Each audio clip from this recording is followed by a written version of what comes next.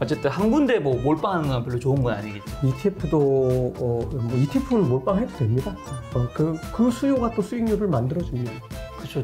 돈이 돈을 버는 네. 수요가 수요를 벌고. 네.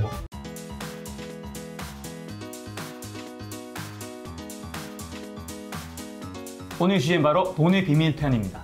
부사장님 말씀해 주신 게 SPY, QQQ, 그 다음에 RSP, SPY들이 이제 큰 것들은 이 4가지 정도가 있는 거잖아요. 네. 그럼 이 4가지 비중을 뭐 연령대별로 그 자기 어떻게 보면 투자 성향에 따라서 비중을 좀 다르게 가져갈 수 있는 거고, 어쨌든 한 군데 뭐 몰빵하는 건 별로 좋은 건 아니겠죠. ETF도 뭐 ETF는 몰빵해도 됩니다. 아 진짜요? 근데 이제 아까 얘기한 대로 종목이 적거나 특정 산업에 편중되거나 한 ETF에 몰빵하는 건 좋지 않습니다.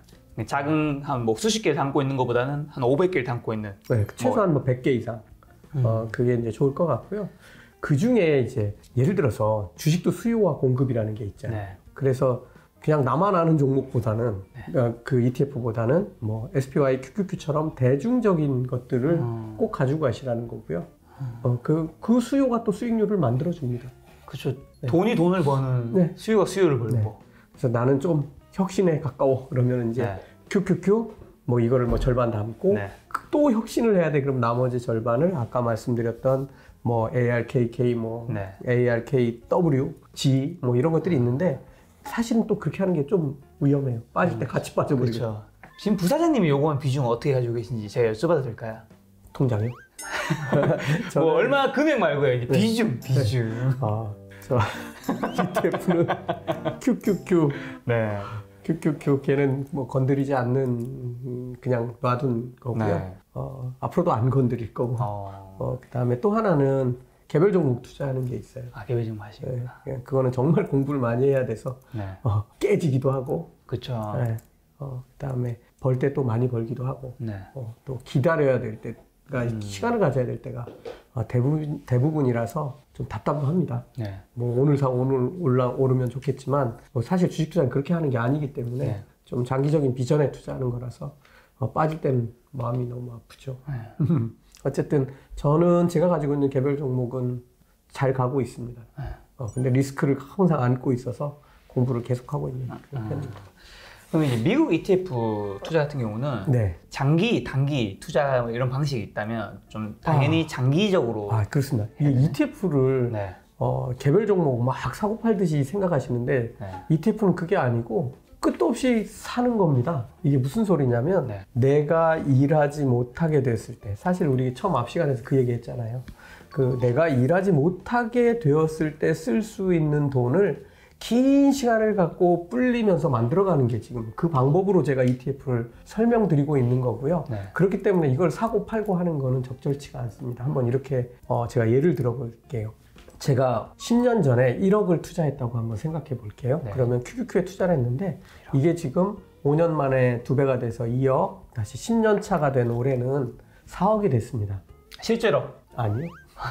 그렇게 가정한다고 말씀드렸습니다. 네. 10년이 됐는데 이제 새로 시작하시는 분들이 그렇게 될 거 아닙니까? 네네네. 이제 이럴 때 내가 이걸 살까 팔까 뭐 이런 거 고민하잖아요. 네.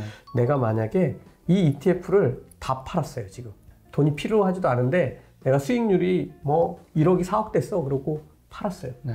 그럼 무슨 일이 벌어지는지 한번 볼게요. 1억은 원금이고 수익이 3억이에요. 3억에 대한 250만 원을 제외한 2억. 나머지 금액의 2억 9,750만 원에 22% 세금이 빵 떨어지면 그게 6천 얼마가 될 겁니다.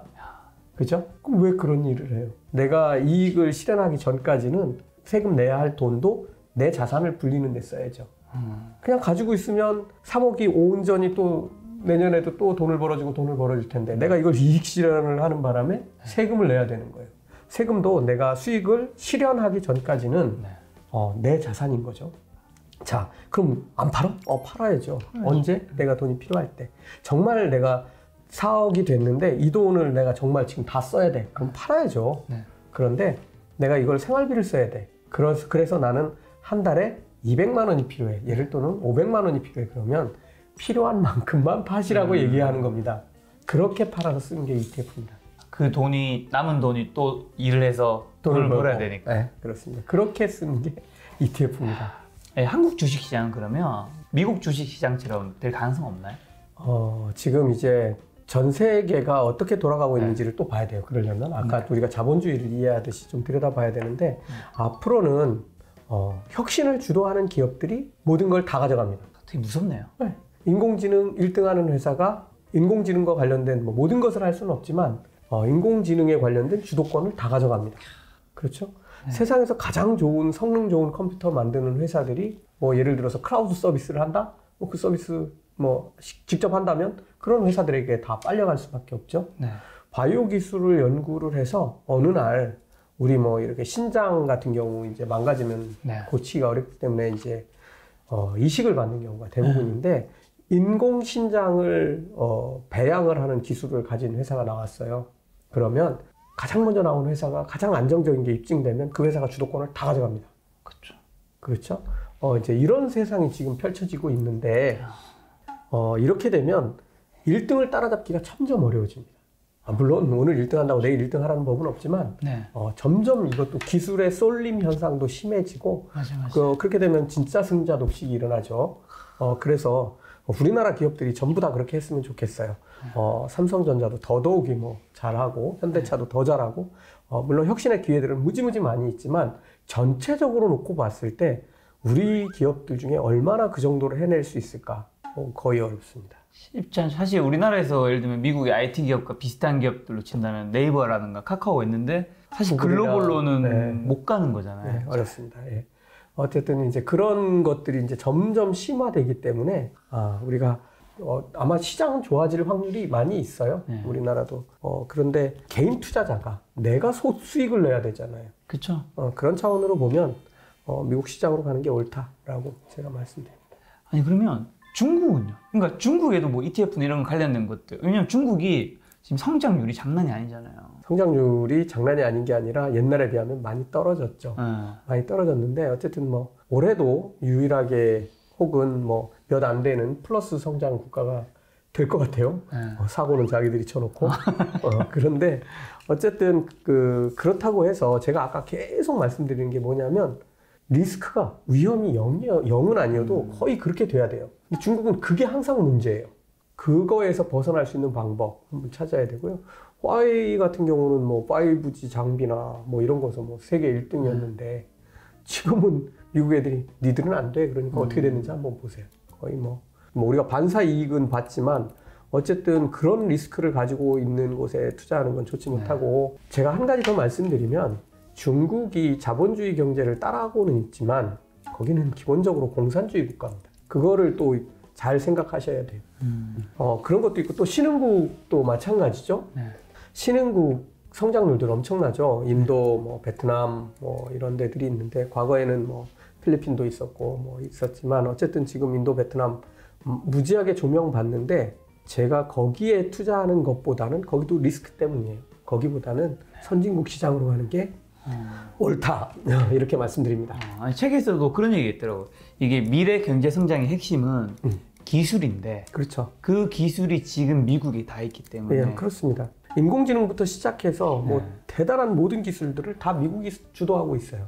그러면 이런 곳으로 가야 될지 아니면 경제가 막 이제 좋아지기 시작한다고 해서 성장률이 그냥 막연히 높다고 해서 그쪽으로 가야 될지 한번 잘 판단해 봐야 되는데 저는 당연히 미국이라고 생각하고요. 또 하나는 기술에 의한 해체를 제가 저 책에 자세히 설명을 해놨어요. 여러분들이 그걸 좀 눈여겨보셔야 되는데 기술에 의한 해체가 뭐냐면 아까 우리 무인 편의점 얘기하고 그랬잖아요.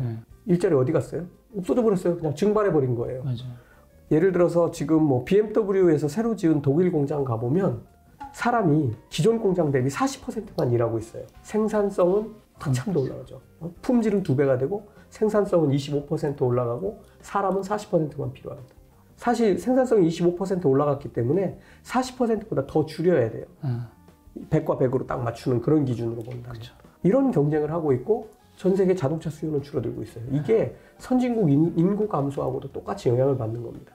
그리고 자동차 보급률도 엄청나고요. 자, 그러면 똑같이 뭐 예를 들어서 전 세계에서 1년에 뭐 3천만 대의 차가 필요하다고 생각을 해보세요. 네. 그런데 이게 2,800만 대 되고 2,500만 대가 되면 경쟁이 더 치열해지겠죠. 이렇게 줄어든 차를 사람이 아니고 로봇이 만든다고 생각을 해보세요. 사람 일자리 다 없어집니다. 그렇죠. 싹 다 붕괴됩니다. 이게 지금 이제 저 앞전에 낸 이제 2040 디바이디드라는 책에서 제가 그런 것들이 어떻게 해서 일자리가 없어지는지를 지금 자세하게 설명을 해놨는데, 우리가 지금 몇 개의 지금 예를 들어 살펴봤어요. 인공지능으로 구동되는 스마트 팩토리, 자동화된 공장, 그것이 자동차를 만들든 김치를 만들든 뭐 우리가 음료수를 만들든 사람이 하는 게 아닙니다. 다 기계가 하고 컴퓨터가 다 조절합니다. 그래서 사람은 점점 수요가 줄어요. 그렇다고 해서 사람들이 옛날만큼 많이 소비를 하느냐? 그렇지 않아요. 소비는 자꾸 줄어요. 이런 상황이 지금 계속 가고 있고, 인구도 줄어요. 선진국 인구는. 세계 인구는 늡니다. 1년에 지금도 1억 명 정도씩 늘고 있어요. 근데 이거는 선진국에서 느는 인구가 대부분 다 아니에요. 어쨌든 소비는 선진국에서 대부분 다 이루어지죠. 이런 상황들을 보고 주변을 한번 돌아보세요. 엊그제까지만 해도 사람들이 일하던 거를 기계가 대신해요.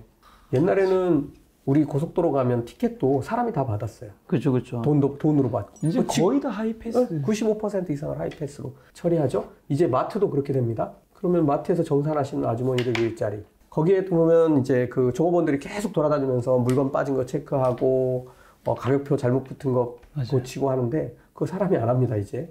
들고 나가면 아마존고에서는 어떻게 되죠? 딱 드는 순간 내 지갑으로 싹 옮겨오죠. 내 카트로. 그것도 가상 카트로 싹 들어오고, 내가 여기를 딱 나가는 순간 계산이 돼서 영수증이 딱 스마트폰에 뜨죠.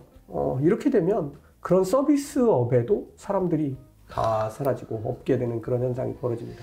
이거를 지금 우리가 보고 있어요, 사실은. 그렇죠. 이거를 옛날에는 다 가서 서비스 받고 뭐 하던 것들을 다 온라인으로 다 해결해요. 주문도 여기서 그냥 클릭으로 해결하고 있고, 뭐 배달하는 이런 일들은 갑자기 수요가 늘면서 직업이 생겼지만 양질의 일자리는 아니죠. 고정적인 일자리도 아니고. 하지만 이렇게 정말 정규직 일자리였던 것들이 점점 분해돼 가고 있습니다. 이렇게 되면 아까 얘기 드렸던 신흥국의 사람이 만드는 일자리, 예를 들면 아디다스 같은 경우는 동남아시아에 100만 명을 고용해서 신발과 스포츠 의류를 생산하고 있는데, 그 중에 30%만 자동화해도 30만 명이 일자리를 잃습니다. 이제 이런 게 계속되고 있고, 실제로 아디다스는 저 미국 애틀란타라든가 뭐 독일의 뭐 안스바흐 이런 데에 그 실험용 공장들을 다 만들어서 자동화된 신발 공장, 3D 프린터로 사람이 만들거나 기계가 만드는 게 아니라 프린터로 만드는 공장들, 이런 것들을 다 운영을 한 경험들을 다 쌓았어요. 그 중에 일부는 지금 동남아시아에 가서 적용을 합니다. 예를 들어서 물류 부문만 싹 바꿔놓는다든가, 그러면 물류 쪽에서 일하는 사람들은 다 해고될 거 아니에요. 이런 게 여기만 벌어지는 게 아니에요. 저 뭐 폭스콘 같은 회사 아시죠? 애플 스마트폰 조립하는 이런 회사들도 뭐 폭스봇이 뭐냐, 로봇입니다. 폭스봇이라는 조립 기계를 만들어서 사람 대신 조립을 해요, 얘네들이. 그럼 정밀도도 올라가고 불량률도 떨어지고 뭐 이렇게 되죠. 얘네들은 지금 중국에 있는 공장들 하나하나씩 자동화해 가면서 다 없애버리고 있어요. 그러면 이쪽 공장에 있던 애들 3만 명 일하는 거 싹 10%만 남아요. 이런 일들이 지금 벌어지고 있어요. 앞으로 10년이 지나면 월급을 받는 세상의 끝이 다가오고 있다고, 그런 좀 강한 표현도 하셨던데. 뭐 모두에게 월급을 받지 않는다는 건 아니고요.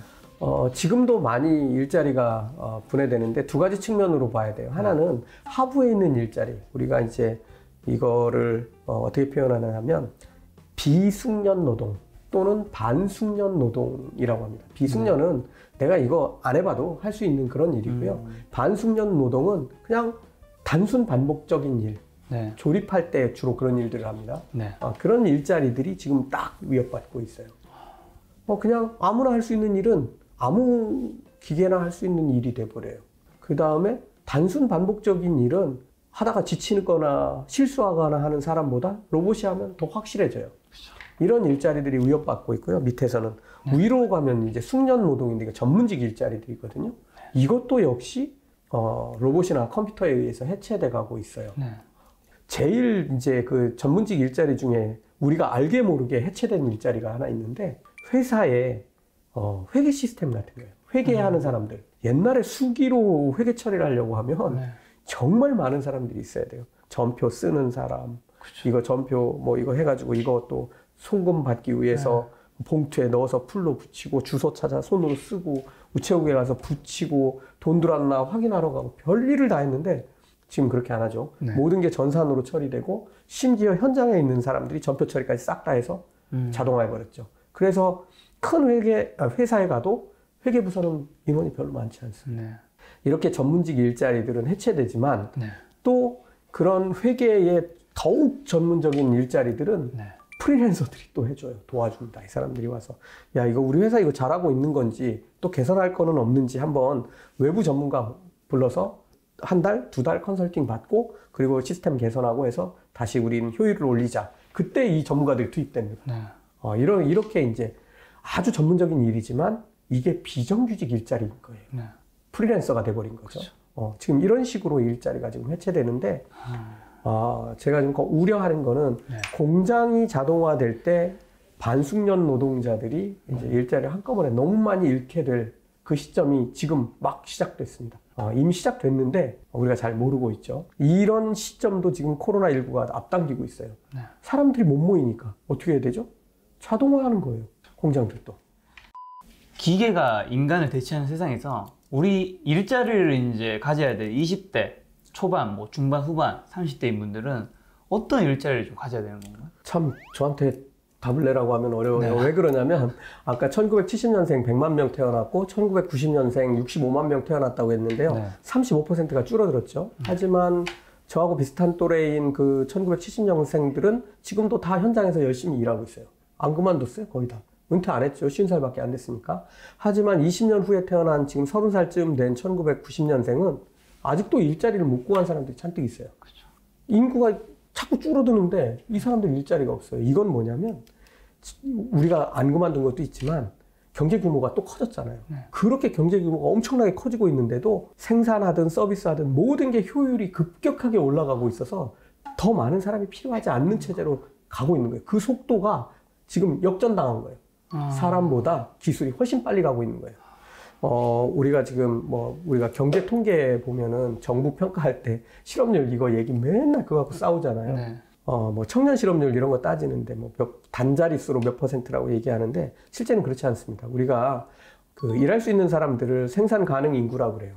근육을 쓸 수 있는 사람들을 생산 가능 인구라고 하고 이들이 15세부터 64세 그 중에서 노는 사람들 주부도 노는 걸로 치는데요. 네. 주부라든가 학생 또 일하기 싫어하는 사람들 구직자지만 일자리 없는 사람들 이 사람들을 합쳐놓으면 실제로 이 사람들 중에서 노는 사람들 비율을 따져보면 저희들이 작년 말 기준으로 볼 때 막 25% 정도 얘기했는데 지금 정부 통계로 30% 얘기해요.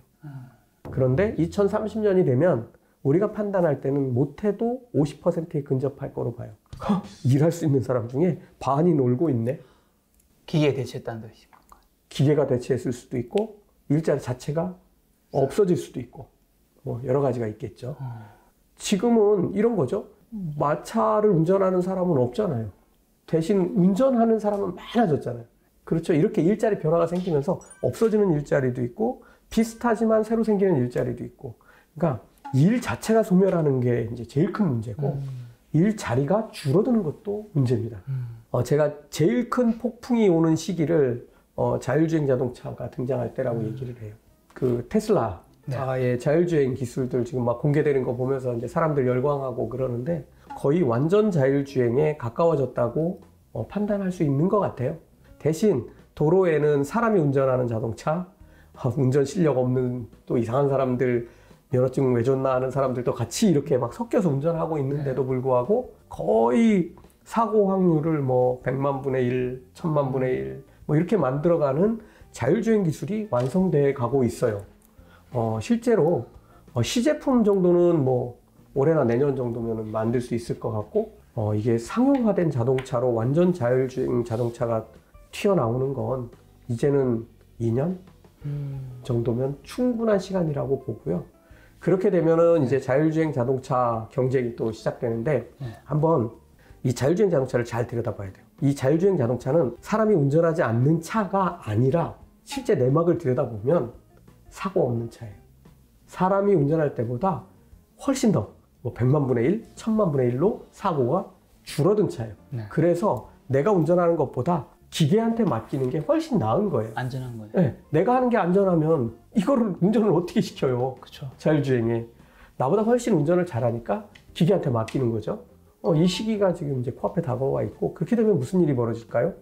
택시 회사들은 전부 무인 택시로 운영할 거예요. 그죠? 우리가 카카오 부르듯이 카카오 택시 부르듯이 자율주행 무인 택시 부를 거예요. 트럭들은 어떻게 될까요? 물류 회사들의 인건비 줘가면 사람 운전할까요?